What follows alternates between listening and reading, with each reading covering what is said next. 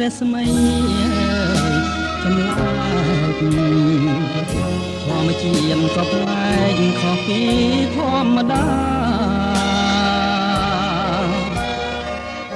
ចំណោបងមកក្រខ្លឹមកាណាក់ញោមដល់ដួងចិន្តាឲ្យហាត់ថាទុនត្រជាងយំនាងគឺយុគដែលរៀមមានភពវាសនាជួបទេពធីតាដែលចិត្តចំពេងបើភ្នែកឃើញច្បាស់សម្រស់ដួងភាំងថាពិតជារូបមលាក់ជឿជាក់មិនមែនសូបិនរៀមបាន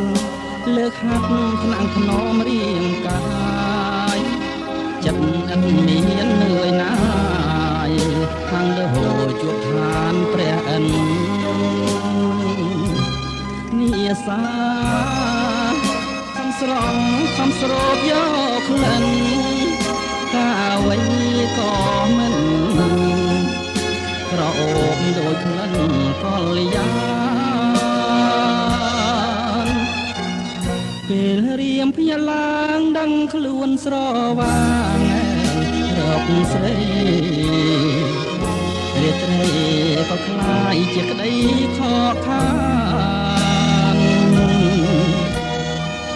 រួងស្នេហ៍ស្រមោលដែលចាប់មិនបានសុបិនបានងងវែងខានបានជួបតែស្នេហ៍អត់ន័យ